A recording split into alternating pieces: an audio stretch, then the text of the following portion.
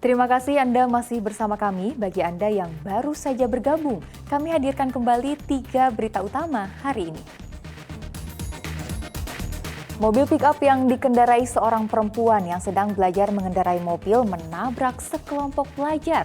1 siswa tewas dan 2 lainnya menderita patah tulang. Korban pemerkosaan yang menjadi budak seks seorang pria selama 4 bulan masih dirawat di rumah sakit dan harus menjalani operasi karena masih mengalami pendarahan.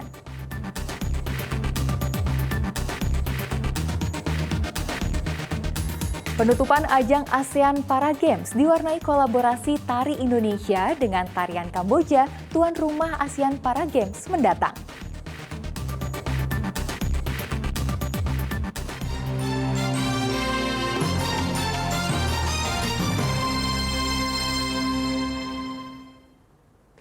Kita ke informasi selanjutnya. Terminal Tingkir di Kota Salatiga direvitalisasi menjadi terminal tipe A. Selain pusat mobilitas kendaraan, Terminal Tingkir mampu menjadi pusat kegiatan masyarakat dan UMKM.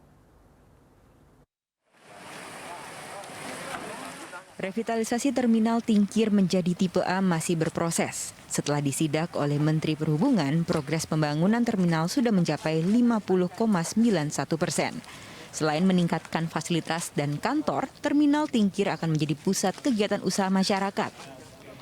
Nantinya akan ada 90 kios untuk kuliner dan UMKM. Revitalisasi Terminal Tingkir tak hanya berfokus pada operasional terminal, tetapi menjadi pusat kegiatan masyarakat dan UMKM hingga ruang pertemuan. Teliti lagi, katakan di sini nanti ada makanan favorit Solo Tigo. Jadi kita kalau mau cari kuliner di bangunan yang megah ini. Disiapkan anggaran 34,8 miliar rupiah untuk revitalisasi terminal dengan luas 1,3 hektar. Pembangunan yang dimulai sejak Februari kemarin akan selesai pada Oktober mendatang. Diketahui Terminal Tingkir melayani 9 rute angkutan antar kota antar provinsi, 4 rute angkutan antar kota dalam provinsi, dan 5 rute angkutan pedesaan. Yulianto melaporkan dari Kota Salatiga.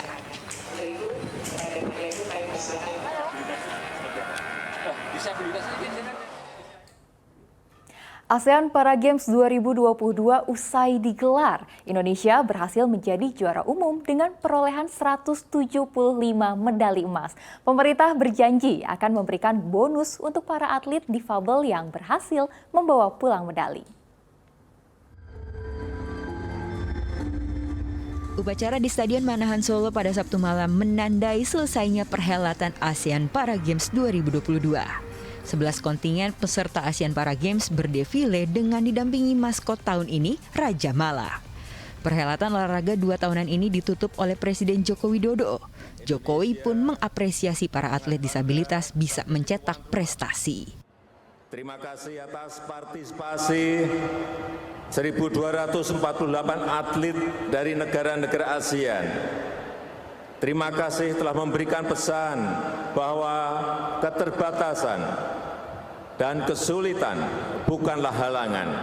Dengan komitmen dan kerja keras, disabilitas mampu mencetak sejuta prestasi.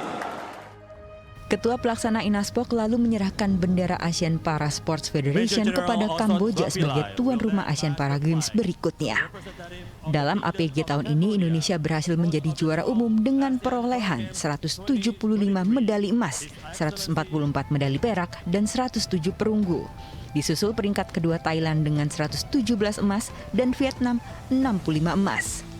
Menteri Pemuda dan Olahraga mengatakan raihan emas dalam APG tahun ini merupakan yang terbanyak selama keikutsertaan di Pesta Olahraga Atlet Disabilitas se-ASEAN. Untuk bonus akan disamakan dengan nilai SEA Games. Apresiasi dan penghargaan, bonus ya. Bapak Presiden sudah memberikan arahan untuk memberikan kesetaraan antara atlet-atlet Olimpik dan Paralimpik, atlet SEA Games dan atlet-atlet ASEAN Para Games. Jadi nanti akan mendapatkan sama seperti yang dapatkan atlet SEA Games. Untuk perorangan, peraih medali emas mendapatkan 500 juta rupiah, medali perak 300 juta, dan perunggu 150 juta. Sementara untuk nomor ganda, 400 juta untuk emas, 240 juta untuk perak, dan 120 juta untuk perunggu. Lalu nomor beregu, emas diganjar 350 juta, perak 210 juta, dan perunggu 150 juta. Heri Prasetyo melaporkan dari Kota Solo.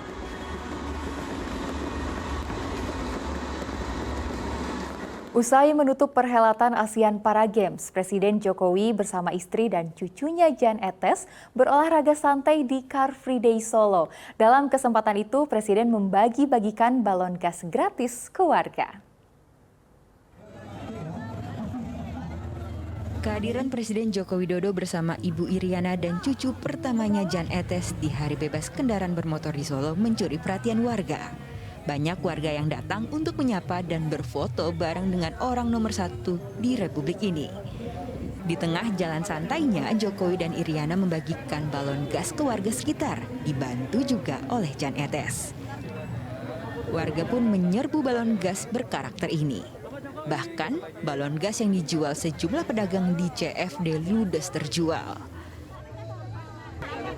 Orang sama ajudan Pak Jokowi. Ini Berapa jumlahnya tadi, Pak?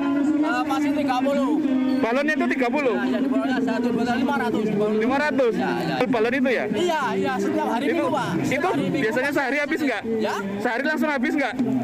Belum tentu, Pak. Ya kadang habis, kadang kurang. Tapi ini langsung habis ya tadi ya? Ini habis. Di sela-sela jalan santai, Jokowi sempat bertemu Gubernur Jawa Tengah.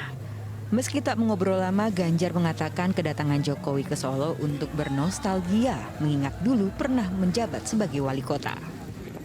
Beliau ingin keliling melihat beberapa ruas jalan termasuk di Loji Gandrung tadi. Ada acara apa di Loji Gandrung? Reuni aja lah, lihat-lihat. Enggak, beliau pengen olahraga aja. Ada perintah apa tadi, Pak? Hah? Oh, udah enggak. Kalau saya enggak diperintah, ini sudah disiapkan perencanaannya. Ada beberapa yang mau ditata keraton nanti yang di belakang. Sudah disiapkan sama Pak Menteri BUMN. Mangkunegaran atau Kasunanan? Mangkunegaran. Selain menyambangi Loji Gandrung, Presiden Joko Widodo juga melihat perkembangan Pasar Triwindu dan rehab proyek pedestrian di area Ngarsopuro. Heri Prasetyo melaporkan dari Kota Solo.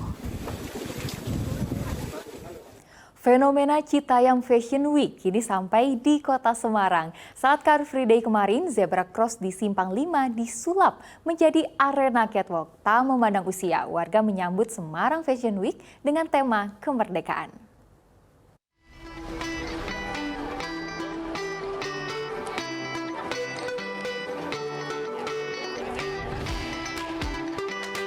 Demam Citayam Fashion Week di ibu kota ternyata sampai di Kota Semarang. Tempat penyeberangan orang atau zebra cross di Simpang 5 jadi panggung pertunjukan busana. Mereka berlenggak-lenggok dan berpose bak model profesional. Penggagas Semarang Fashion Week sengaja memilih hari bebas kendaraan bermotor sehingga tak mengganggu lalu lintas. Pihaknya juga menyewa sejumlah model untuk memancing minat warga. Kita memang membawa beberapa model khusus dari suatu agensi. Kita bawa cuma 5 orang aja, cuma untuk memancing masyarakat. Ternyata peminatnya jauh lebih banyak dari yang kita perkirakan. Terbukti banyak ibu-ibu yang mereka harusnya mau senam, mau jalan-jalan dengan sukarela, senang hati, ikut juga untuk fashion show di sini. Sudah kali ketiga Semarang Fashion Week digelar di Simpang 5. Baik muda atau tua bisa mengekspresikan kegemarannya akan dunia fashion tanpa berpatokan pada mahal tidaknya busana yang dipakai. Mereka tinggal menyesuaikan tema yang sedang diusung, seperti yang sedang diadakan pekan ini tentang kemerdekaan. Kedepannya saya agar merayakan 17 Agustus ini lebih semangat dan lebih maju lagi mengajak masyarakat untuk fashion. Acara yang dinamai Semarang Fashion Week ini tidak mengganggu lalu lintas lantaran digelar saat hari Minggu saat Car Free Day. Safirin melaporkan dari Kota Semarang, Jawa Tengah.